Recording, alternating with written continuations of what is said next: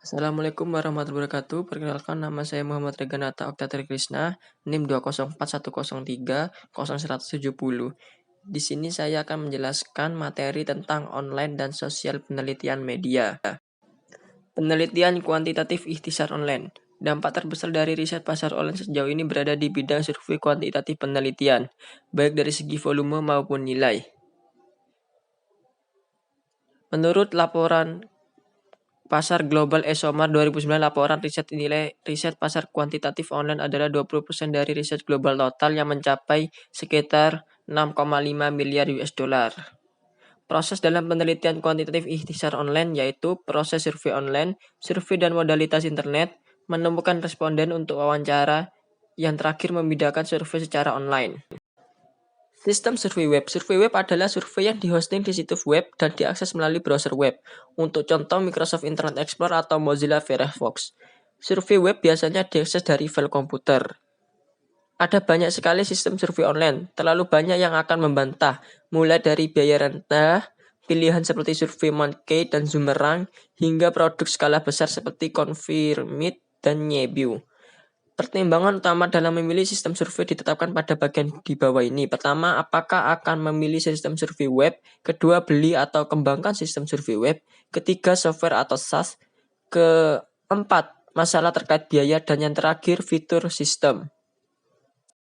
Survei mendesain online. Survei mendesain online adalah pengumpulan data survei dari sampel yang diambil dari panel akses online dan database klien.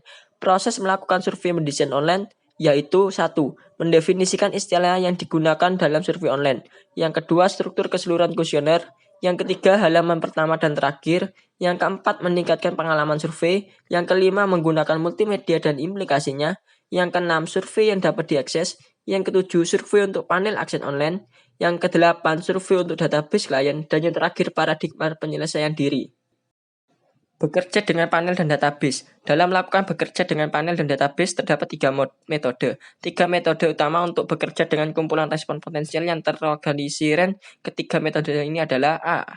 Panel akses online, B. Database klien, dan yang terakhir panel internal atau klien.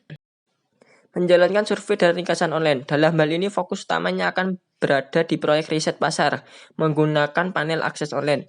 Meskipun sebagian besar materinya akan berlaku sama untuk studi yang menggunakan database klien atau sumber lain. Langkah-langkah yang ditinjau dalam hal ini adalah 1. Menentukan apakah online adalah modalitas yang cocok untuk proyek tersebut. 2. Sourcing sampel. 3. Merancang survei. 4. Membuat skrip dan menguji survei. 5. Menunjukkan kerja lapangan. 6. Memantau kerja lapangan. 7. Menutup pekerjaan. Dan yang terakhir analisis dan pelaporan masalah khusus untuk penelitian online. Tinjauan riset kualitatif online. Dalam hal ini menjelaskan gambaran umum tentang apa itu penelitian kualitatif online, siapa yang menggunakannya, kekuatan dan kelemahan, dan mengapa hal itu tidak berkembang sejauh yang dimiliki penelitian kuantitatif online dibagi menjadi topik-topik berikut. Pertama, mendefinisikan riset pasar kualitatif dan kuantitatif. Kedua, pertumbuhan dan skala penelitian kualitatif online. Ketiga, pengantar teknik kualitatif online. Keempat, pendekatan sinkron dan asinkron. Terakhir, proyek dan perbedaan. Kelompok fokus online. Grup fokus online juga dikenal sebagai OLFG atau OFG, adalah padanan online untuk tatap muka tradisional menghadapi kelompok fokus, juga dikenal sebagai kelompok tatap muka. Seperti dalam kelompok fokus tradisional, sejumlah kecil orang telah direkrut sebelumnya dan bertemu di tempatnya dinominasikan.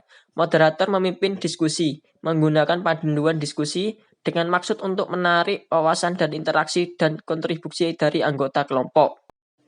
Grup papan buletin dan ID paralel. Kelompok papan buletin juga dikenal sebagai kelompok fokus papan buletin, BBG dan BBFG. Menggunakan modifikasi perangkat lunak, papan buletin untuk melakukan proyek kualitatif online. ID paralel adalah bentuk wawancara mendalam asinkron online. Wawancara mendalam offline bersifat menipu dilakukan secara empat mata antara pewawancara dari subjek baik secara tatap muka atau melalui telepon. Metode kualitatif online lainnya dan ringkasan riset kualitatif online. Selain dua teknik kualitatif online utama yang sudah diulas di bagian ini, yaitu fokus online kelompok dan kelompok papan buletin, ada sejumlah metode online lain yang sesuai dengan deskripsi dari media prasosial.